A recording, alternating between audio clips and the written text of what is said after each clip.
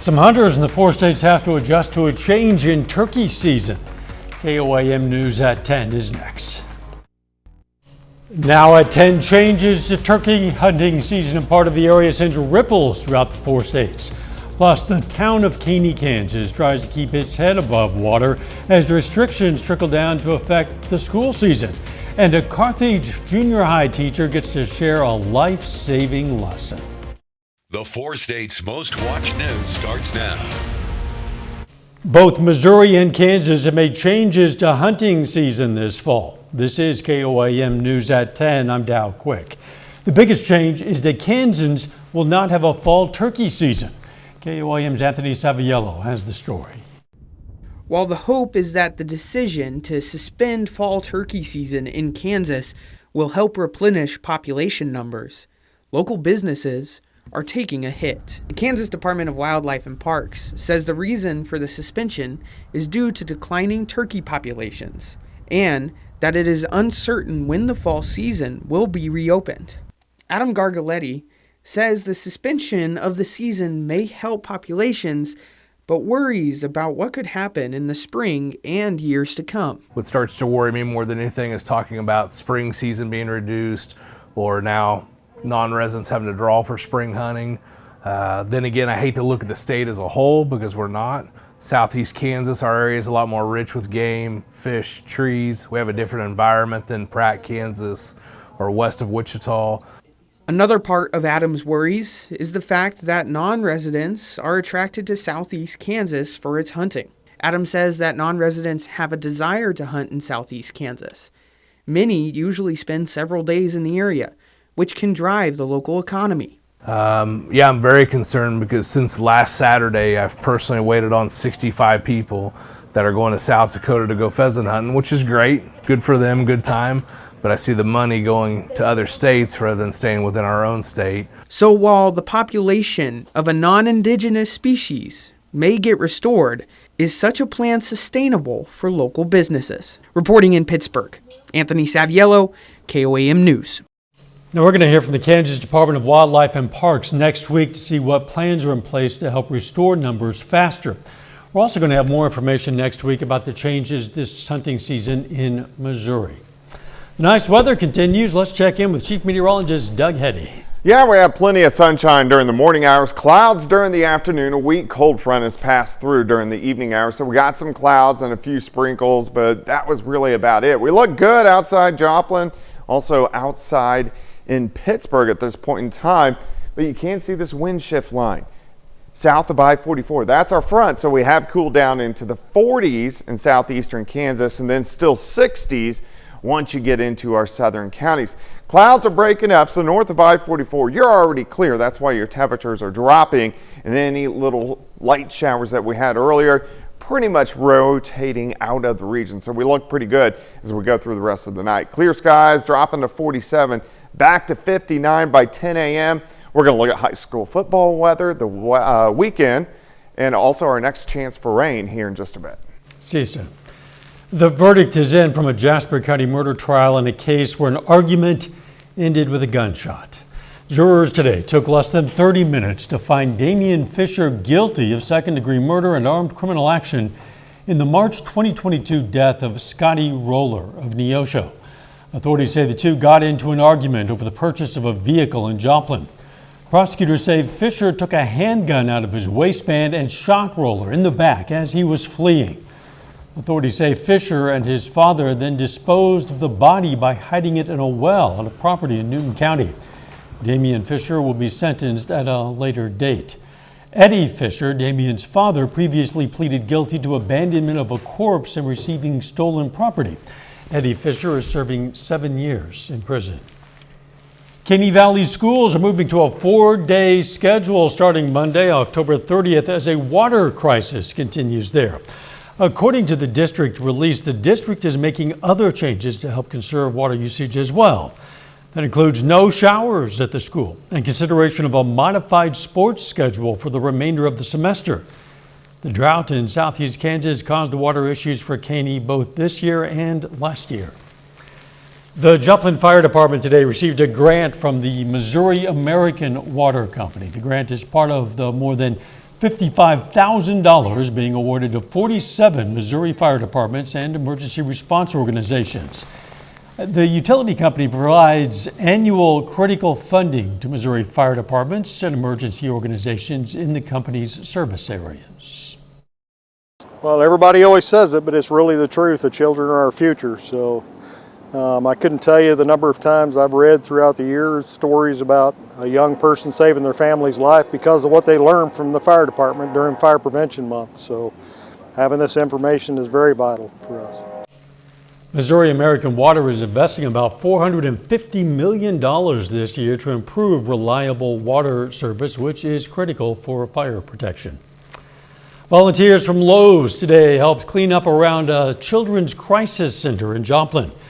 The volunteers cleaned up leaves and built new benches for the Children's Haven. It's part of Lowe's Hometown's Community Impact Program. Officials say the Children's Haven was chosen because of a family connection. So we have an employee whose mom works at Lowe's, and she saw it and she nominated us, and there were thousands of grant applications for them, and they narrowed it down to 200, and then they narrowed it down to 100, and so we're just so excited to be a part of that. The Lowe's Hometowns Community Impact Program has committed $100 million to projects nationwide. A Carthage junior high educator is teaching more than math to her students this semester.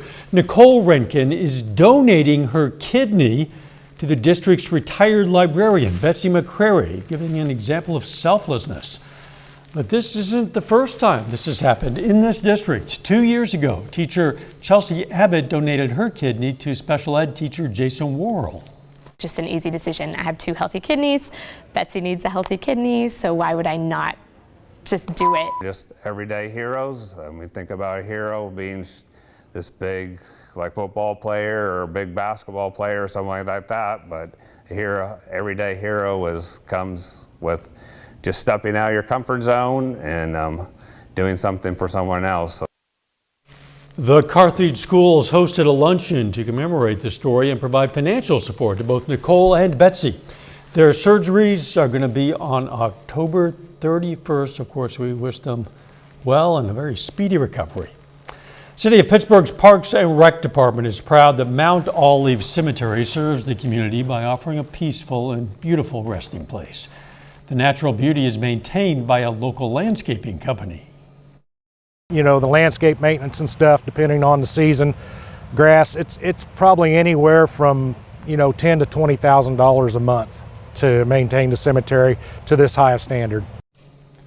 Mount Olive has about 10,000 graves.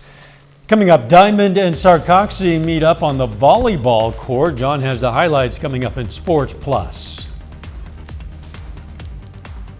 Humanitarian aid for Gaza. I'm Tina Kraus with the outcome of President Biden's trip to Israel. Theaters in Branson, Missouri. Representative Jim Jordan failed a second time to get enough votes to become the next Speaker of the House today after the historic ousting of Representative Kevin McCarthy from that position. Jordan received one fewer vote today than he did during his first attempt at becoming Speaker yesterday. In the second round of voting, Jordan received only 199 of the 217 votes needed to become Speaker. House Majority Leader Hakeem Jeffries received 212 votes. The vote comes after House Majority Leader Steve Scalise stepped down from the Republican Party nomination. Some Democrats seemed open to the idea of increasing the powers of Speaker pro tempore. Representative Patrick McHenry, a Republican from North Carolina, in order to pass a continuing resolution to avoid a government shutdown less than a month away and to provide funding for Israel and Ukraine. President Biden spent the day in Israel to show U.S. solidarity with the country as it battles Hamas. During his visit, the president announced $100 million in new U.S. funding for humanitarian assistance in Gaza and the West Bank. He also says Egypt's president will allow up to 20 trucks of humanitarian assistance into the devastated Gaza Strip. Tina Kraus has the latest. President Biden embraced Israel's prime minister and comforted Israeli families grieving after the terror attacks that set off a war with Hamas. Like the United States, you don't live by the rules of terrorists. You live by the rule of law. When conflicts flare, you live by the law of wars. What sets us apart from the terrorists is we believe in the fundamental dignity of every human life. The president spoke of Hamas's gruesome October 7th assault that left more than 1,400 people dead in southern Israel. Scores of innocents, from infants to elderly grandparents, Israelis and Americans, taken hostage. Children slaughtered, babies slaughtered, entire families massacred. Rape, beheadings, bodies burned alive. The president rejected Palestinian accusations that it was an Israeli missile that killed hundreds of people yesterday at a crowded Gaza hospital. Based on the information we've seen to date, it appears the result of an errant rocket fired by a terrorist group in Gaza. During his 7-hour visit, President Biden also told Israelis there's no higher priority than bringing home the nearly 200 hostages kidnapped and taken to Gaza. In the aftermath of the blast, protests and unrest erupted around the world. In Washington, a group occupied the U.S. Capitol to demand a ceasefire in the war that has already killed more than 3,400 Palestinians. Many protesters were handcuffed and escorted out of the building. Tina Kraus, CBS News, Tel Aviv. The White House announced that President Biden will address the nation tomorrow night to discuss the U.S. response to the attacks against Israel and Russia's ongoing war against Ukraine. A little bit later, some kids at the Girard Public Library got a story today and a chance to meet some local firefighters. Plus, the nice weather sticks around, but we do have some changes down the road. We're going to look at that coming up next. Support project. Stop by your local Toyota dealer to find out your trade-in value today. Toyota. Let's go places.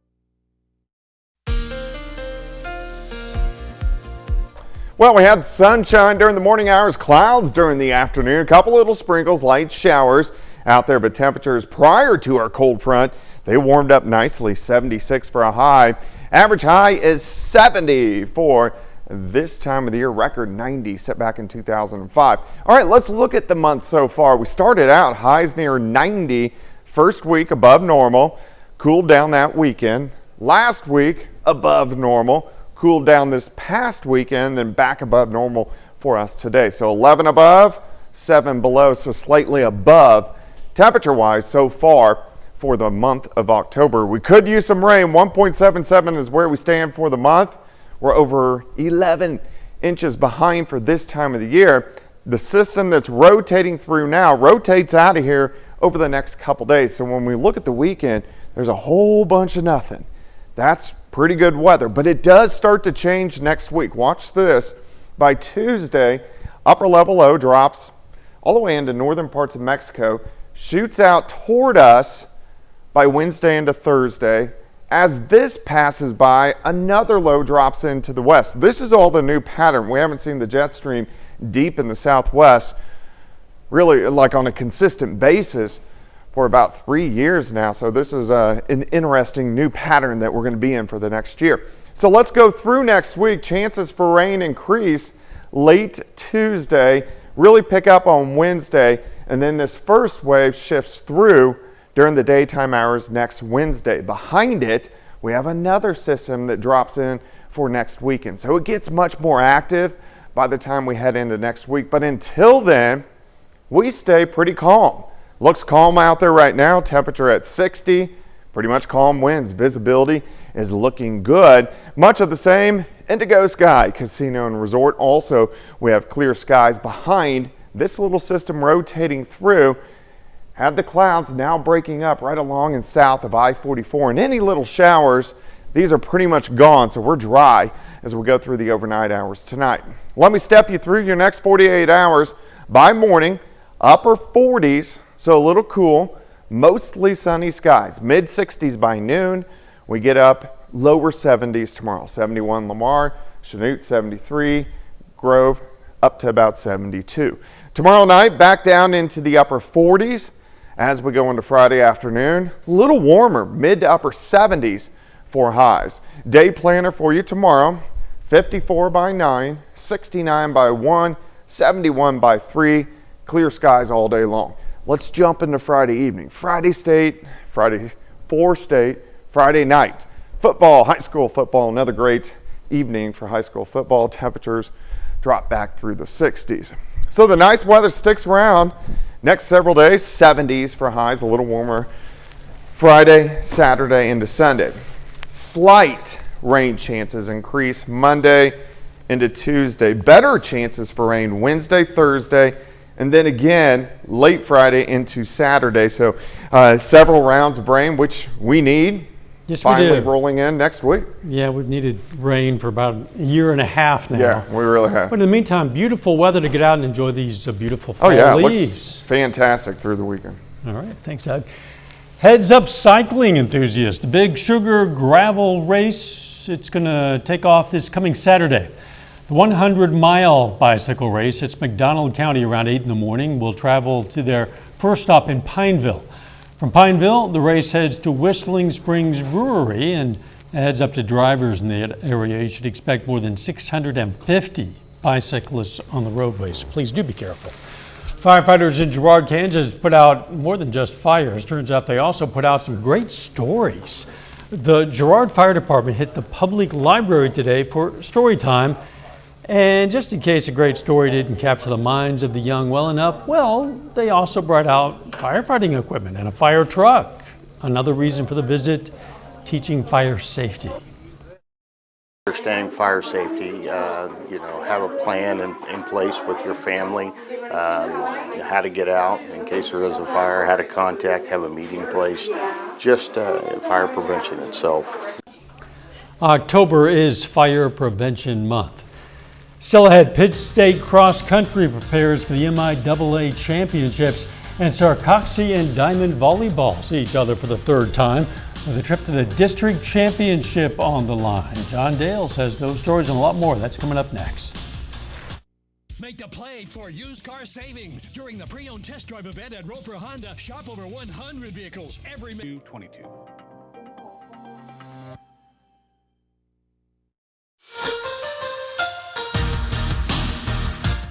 College cross-country season is quick. If you blink, you might miss it. Teams only compete in a handful of meets before getting to the postseason. The first part of that postseason begins this weekend for Pittsburgh State, who heads to the MIAA Championships in Columbia, and the Gorilla men and women are led by upperclassmen. On the men's side, definitely we have great leadership, and both performance-wise and just from a cultural standpoint on the team between Matthew Oglesby, Braden Zahner, and Mason Strader. And then we have a slew of underclassmen guys that will be great leaders someday, but they've really bought into the program. And on the women's side, we have some great upperclassmen leadership from Marissa Dick, Kate Dawson, and Claire Bruning. And then as well as that, we have a couple freshmen high-level performers, Hannah Gibson and Paige Mullen. We're into the postseason for high school volleyball. That means ratcheted up intensity, one team season ending after every game, and loud environments. This evening, that's all true for the Class 2 District 11 semifinal between Sarcoxy and Diamond. Lady Bears and Lady Wildcats have seen each other twice this year. Diamond swept both those matches. Sarcoxy showing early. It's here to play tonight, though. Ariel Wilson gets the kill in the first set, makes it 9-8. Later on in the first, Diamond responds. Lauren Turner with a big-time kill makes it 14-9. We'd hear a lot more from her in this one. In fact, just a couple of minutes later, it's Turner again, this time a little bit softer with the right hand, finding the open space. Wildcats win set 1, 25-19. Now to the second set. Sarcoxy's Abigail Lawyer, big block there, sends it back. Lady Bears get the point, and they take the second set, tie things up. Into the third, back and forth night continues here until that emphatic spike by Cabri Parmley for Diamond. Wildcats win that set close, 25-23. Just as close into the fourth, Bears need to win it to stay alive, but there's Turner again. Lady Wildcats win the fourth set, 25-22. They'll play in the district championship tomorrow night. Over to the Class 4 District 6 tournament being held in Branson. Carl Junction, the top seed there. Lady Bulldogs sweep Springfield Catholic in their semifinal this evening. CJ will play for a district title on Saturday. That championship match will feature two of our teams from the 4 states. Webb City beats Branson 3-2 in the other semifinal. Those two COC rivals have played each other one time during the regular season. Carl Junction 3-1 winners on the road at Webb City. Another sports note, Chiefs get a familiar face back. Yeah. A weapon for Pat Mahomes, Mecole Hardman gets traded back to Kansas City. Yeah, that's interesting because he was at the Jets for a relatively short period Very of time. short, yeah. And they hardly used him at all. Yeah, maybe it would be different if Aaron Rodgers was still around. Oh, I'm sure it would Yeah. be. Yeah. We'll be right back. Furniture shoppers, it's the final days of the massive Lost Lease Furniture and Mattress. We're proud to salute Jack Poe, a 4-state hero. The Maple Leaf Festival in Carthage is well underway, but it's not all just food and games. Tonight, the Chamber of Commerce hosted a night of worship at Central Park. People were able to bring chairs to the park to worship together. We usually do it in the church, but we wanted everybody to feel invited. And so we put it in the park, and more people are coming, and outdoor worship is awesome. We're also showing a video about the importance of our nation and what we're going through right now. And we're going to be praying for the nation and also for Israel. And we will have some wonderful worship sets with a worship team made up of several different churches. That festival continues through Saturday, the Maple Leaf Festival. Tomorrow is a 3 Minutes of Fame event when the carnival kicks off. Then on Friday, and there's going to be a parade on Saturday. The good news, there's a bit of good news. Number one, the maples are looking beautiful this year. And number two, the weather is going to be nice to enjoy them. Yeah, the flaming maples definitely are getting going right now. We actually hit our peak of fall foliage here in about a week and a half. 71 tomorrow, 76 Friday, hold into the 70s over the weekend. Rain chances next week. Final sports note. We're going to have more tomorrow on that Diamond volleyball team playing for a district championship. They play for that title game against Miller tomorrow night. Boy, we wish them well. Thanks for joining us. Don't forget the morning show at 5 a.m. and let's make it a great tomorrow.